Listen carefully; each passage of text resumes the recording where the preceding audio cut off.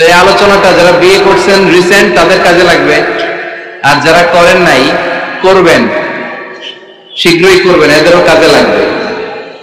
আর যারা মুরব্বী অনেক অভিজ্ঞতা ওনাদেরও কাজে লাগবে, ওনারা এটা শুনে নাতি নাত করতে শোনাতে পারবে, ঠিক কিনা?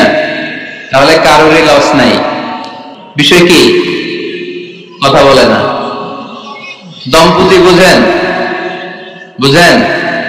স্বামী আর স্ত্রী বানায় যেজন মিস্ত্রি, সে বড় আজব কারিগর মনরে, সে বড় কঠিন কারিগর, ঠিক কিনা?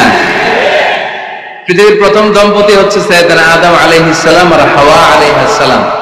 পৃথিবীর প্রথম স্বামী আদম আলাইহিস সালাম, প্রথম স্ত্রী হাওয়া আলাইহিস সালাম। ওয়া কুলনা ইয়া আদম উসকুন আনতা ওয়া যাওজুকাল জান্নাহ। আল্লাহ বললেন, আদম তুমি আর তোমার জোড়া বা তোমার স্ত্রী দুজনে মিলে জান্নাতে থাকো। তাহলে ওনারা ছিলেন স্বামী আর স্ত্রী, ঠিক কিনা?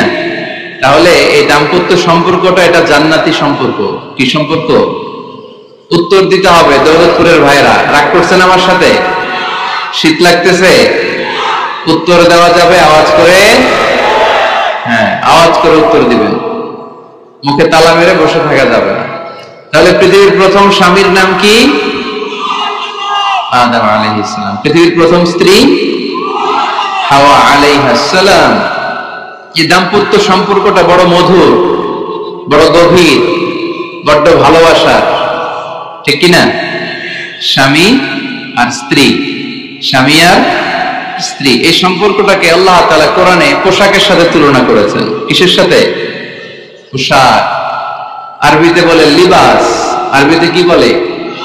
লিবাস। আল্লাহ বলেছেন, ও নারীরা তোমরা পুরুষদের জন্য পোশাক, আর ও পুরুষেরা তোমরা নারীদের জন্য পোশাক। পড়েন সুবহানাল্লাহ।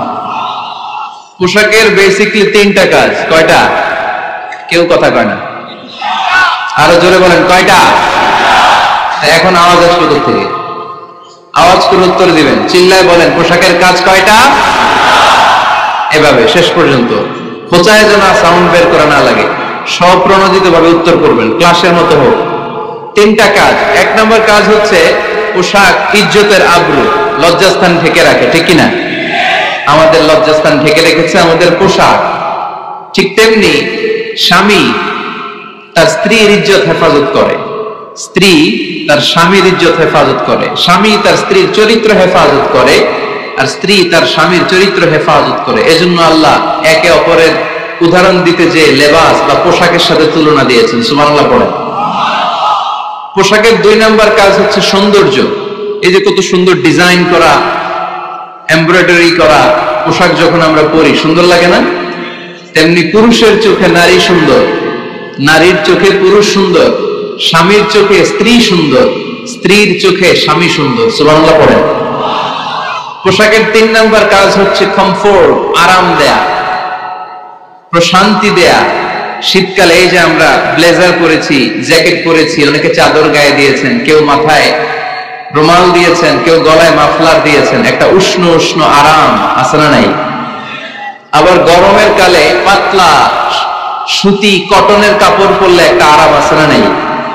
তাহলে পোশাক পরলে যেমনি আমাদের দেহ প্রশান্ত হয়, আরাম পাওয়া যায়, তেমনি স্বামী স্ত্রীর স্পর্শ পেলে সে আরাম পায়, তার হৃদয়টা প্রশান্ত করে দেয় কে? আবার স্ত্রী স্বামীর সঙ্গ পেলে তার মধ্যে প্রশান্তি এনে দেয় কে? এজন্য রব্বুল আলামিন বলেন, হুন্না লিবাসুল লাকুম ওয়া আনতুম লিবাসুল লাহুন্না। ও দুনিয়ার নারীরা, তোমরা হলে পুরুষদের জন্য পোশাক, পুরুষ হলো নারীদের জন্য পোশাক। সুবহানাল্লাহ বলেন। পোশাক যেমনি ইজ্জত আবরুর হেফাজত করে, তেমনি স্বামী স্ত্রী একে অপরের ইজ্জত হেফাজত করে। পোশাক যেমনি সৌন্দর্য বাড়ায়, স্বামীর চোখে স্ত্রী সুন্দর, স্ত্রীর চোখে স্বামী সুন্দর। পোশাক যেমনি আরাম দেয়, স্বামী তার স্ত্রীর স্পর্শ পেলে, স্ত্রী তার স্বামীর স্পর্শ পেলে হৃদয়ে প্রশান্তি অনুভব করে, ঠিক কিনা? এজন্য দাম্পত্য জীবন, এখানে স্বামীও আছে স্ত্রীও আছে, ইংরেজিতে বলে কাপল, কাপল লাইফ। এই বিশ্ব সভ্যতা নির্মাণে নারী পুরুষ, স্বামী স্ত্রী দুইজনেরই অবদান আছে না নাই? এজন্য সুনানে তিরমিজির বর্ণনায় আল্লাহর হাবিব সাল্লাল্লাহু আলাইহি ওয়াসাল্লাম বললেন, আন-নিসাউ শাকাইকুর রিজাল নারীরা হচ্ছে পুরুষের কাউন্টার পার্ট, নারীরা হচ্ছে পুরুষের পার্টনার, সহকর্মী, সহযোগী। এই বিশ্ব সভ্যতা নির্মাণে শুধু পুরুষদেরই অবদান নাই, নারীদের অবদান আছে না নাই?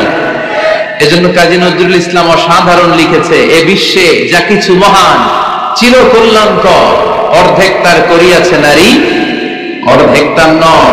তার মানে নর নারী, স্বামী স্ত্রী দুইজনেরই অবদান এই মানব